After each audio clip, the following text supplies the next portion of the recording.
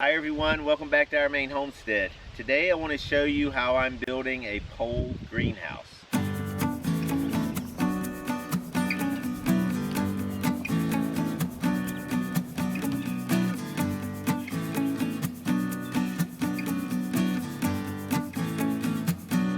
This greenhouse is 24 feet long and 20 feet wide. The posts along the front are spaced 8 feet apart. I did that mainly because those were the size boards for the girts that I had. I had enough to span those distances all the way around. And they are sunk in the ground 2 feet, and so the front and the back height is 5 feet roughly.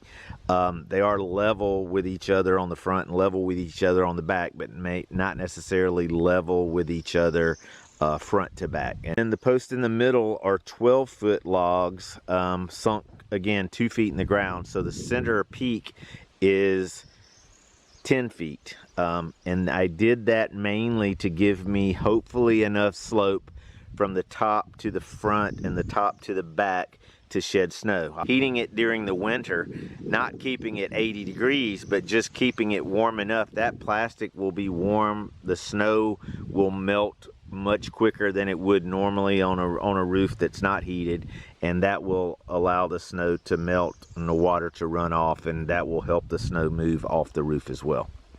So the words pole and greenhouse don't necessarily go together. If you've been following our channel, we bought raw land, so there was nothing here, and it was grown up 5+ feet. In most areas we've had to clear, a good many trees, but I've built several buildings here on the homestead in a pole style of building. So if you don't know what a pole building is, keep watching, you'll figure it out pretty quick. But it's basically dig a hole, put a post down in it. Now this can be treated lumber that you buy from the hardware store, big box store, whatever, or in our case, trees that I've cut off of our property. So sink those posts, and then you tie them together all the way around with girts, put a roof on it, and sides, you got a pole building. So in this case, I'm doing this to build a greenhouse, not a traditional style greenhouse, or maybe it is, none that I've seen anyway. But I'm also building another building this summer that is a non-traditional take on a traditional root cellar. So I'm going to show you that in a future video coming up pretty soon. Anyway, what I've already started this building. Obviously I've gotten fairly far along. It's still going to take quite a while to finish it out, but I wanted to kind of give you a tour and talk you through number one, why I'm building a greenhouse, why I'm building it this way, and kind of the concept behind building it like this, and how it'll be used going forward. So before I give you a tour and show you what I've done to this point, and then show you or talk about what's going to be coming up, and of course I'll do a video once I get further along into the project and kind of give you updates. The number one question is why, and it's pretty simple. You want to grow things. In Maine, we have a very short growing season. Here we're in zone 4A, so it's a pretty short season. The other thing is, even though it does get hot here in the summertime, which a lot of people say, oh, it's Maine, it stays cold all the time. Last year we had over a month of 90-degree days. I mean, that's hot. I don't care where you're at. It was brutal. We don't have air conditioning. So, but anyway, the whole idea is to not only lengthen the growing season, but also to get temps up high enough in the summertime and maintain those temps over the growing span of whatever you're growing. So for example, tomatoes and peppers, they love heat. Now they can't take too much heat, nothing can, but me especially, but they need an extended period of heat, which we typically, most years, we don't get that. It's definitely not maximizing your growing potential. So that's one idea for the greenhouse, is to expand the growing season and also keep the temps up even during the summertime, during the growing season, so that you can maximize potential from those heat-loving plants. the other idea is with extending the growing season is I'm going to plan on putting a barrel heater in here, and I'll show you that too at when we get there. But and heat this all winter, or at least late fall and early spring. So there may be a month or two where I don't heat it, depending on what's going on. And again, this is an experiment. Everything I do here is an experiment. I'm a scientist, right? So another good question is, why build it this way? Number one, I've built several pole buildings, so I'm comfortable, familiar with building that way. Number two, it's a traditional building method, been used for hundreds of years, so I love doing things traditionally. And it really fits a greenhouse style building, that dirt floor, very simple process.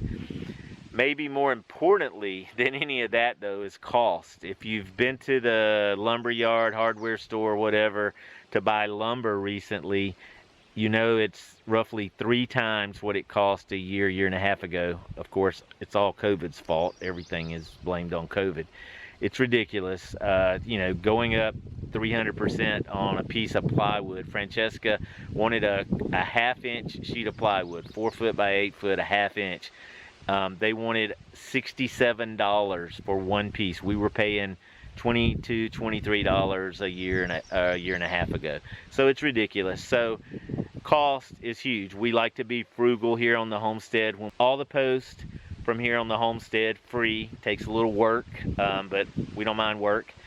And then all the lumber is rough cut lumber that I already had. Obviously I paid for it, but came from the local Amish sawmill, so it's rough cut and way cheaper than what dimensional lumber was even a year and a half ago, and still way cheaper. But I already had it all. Roughly I have no more than $100 in all the lumber that I'll use to build this building. So once you get the why out of the way, which is relatively easy in this case, the how, which is a little bit harder.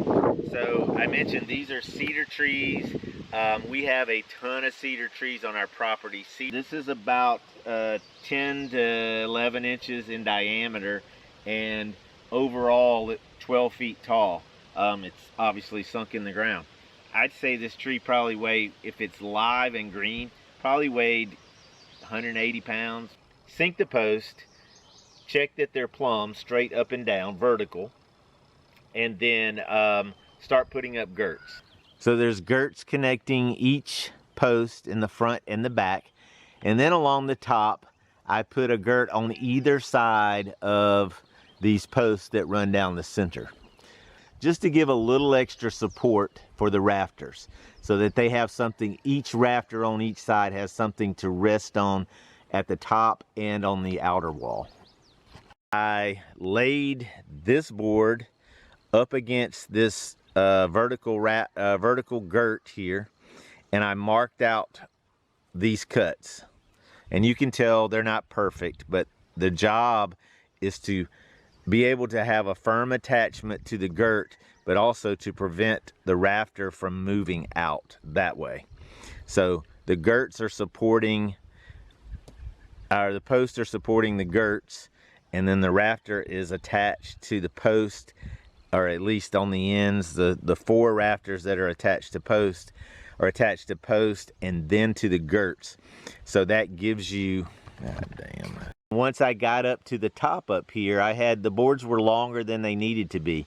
So I just measured the center between that girt and that girt, the 2 girts that straddle these center posts, and I found the center, and I drew a vertical line on that board. I cut it, and then I laid this board up against it. On the back side, I just drew the line up against the vertical cut that I had made on this rafter, cut it, and made sure they sat flush. And you can see again, there's a little bit of a gap. Nothing I do is perfect. It's supposed to be functional. So that catches you up to where I am right now. I'll walk you real quick through what else has to be done and kind of the layout that I envision for the finished product. And I'll also be doing future videos where I just kind of chart the progress to complete this whole build. But first, let me show you kind of what's left to be done, which is a lot. I'm going to be covering the greenhouse with plastic. all of this is I'm gonna have to come in here and cut this, and then I'll either round or at least sand, but I'm gonna sand. All of this is rough cut lumber, so I'm gonna sand it all. Any surface that is exposed to the plastic, I'm gonna sand it just to prevent any tears or rips. You don't want holes in your plastic if possible. I still haven't decided whether I'm going to do a layer of plastic on the outside and then a layer of plastic on the inside. But I'm going to start with the outside and then figure that out later. Then the tops of the rafters are going to have to be kind of cut or rounded and smoothed so that there's not any sharp edges or anything that can kind of catch the plastic up there. So that has to be done all the way down the length. And of course the rafters on the back, and then the same ends of the bird's mouths on the back side of the back girts. And then that'll provide hopefully a smooth surface for the plastic to lie on. So this is the back of the greenhouse. It faces mostly west, a little bit northwest. So it doesn't get a whole lot of sun, and you can see there are a lot of trees back here, which for now anyway, I'm not planning on clearing. So there's not a lot of sun access back here. To provide some insulation, since we don't have to worry about sun back here, this is going to be a solid wall. So all along here between all four girts. And my plan for now is to cut logs or down trees out of the woods and just build basically a log back, the back of the greenhouse, to close that in. Inside of that log wall, I will probably put a layer of plastic just to provide extra insulation, but also for moisture control.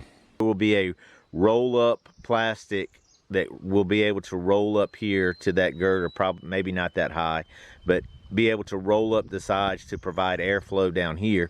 And then the same on this end and on that end. These sides will roll up to the girt or ish to provide ventilation that way and ventilation this way. So this is where the door will be. It'll be a 4-foot door. I've attached the board here for part of the frame. A 4-foot door here to allow light in from the east, plastic above it.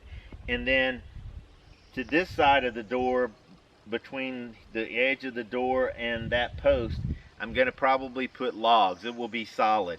The good thing about doing that, number one, this time of year, the sun is so high, that's not going to shade much of anything. That area is intended to be storage anyway. In the winter time, the sun is a lot lower, starts over in the east, but it starts further south. So by the time the sun comes up, it's not going to shade anything there as well. And I've also will have this door clear so that the light can come in. Our days this time of year they start around 4:15 or so, and it doesn't get dark till after 9 o'clock. So there's a ton of daylight this time of year, and that's one thing growing in a greenhouse. In the summertime, you have to be worried about it getting too hot. So that's one reason for the ventilation. A lot of people will use shade cloth, which I've never done that, but we'll see when we get there. Inside, the plan is pretty simple for now. I'm going to start with 4 small-ish, height-wise, raised beds along the front of the greenhouse with some walking space in between. And that's a work in progress. I'm still not exactly sure how I'm going to do that. But then on the back side back here, along that back corner over there, I'm going to put tables for seed starts, potted plants, whatever. I'll have room underneath to grow things as well, either in the ground, but probably in pots. But tables along the back wall, and then this front corner is going to be for storage, like I mentioned, just inside the door. If you're coming in the door on the right.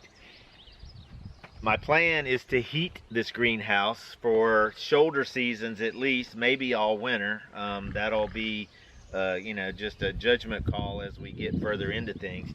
But so the goal, and I don't know exactly where I'm going to do it, and I'm going to be doing future videos, so I'll show you the completion of this build in a video or two as I get further into it. But I'm going to put a barrel stove either somewhere here so that you can go around it without burning yourself, either somewhere here, maybe in between these posts, depending on access and all. And I got to build the barrel stove first. I'll be doing a video on that too. Or maybe it will sit further over here so that you can go around this way and it doesn't interfere with the raised beds. So that's it for now. I'm going to do a similar video for my root cellar building, just to kind of get you updated, because I'm fairly far along on that project. And then we'll do subsequent videos as I progress and finish that up. Thanks for watching. Please subscribe, hit the like button, and give us a thumbs up, and comment. If you got questions or you just want to leave us a comment, we love to hear them. Thanks again for watching, and we'll see you soon.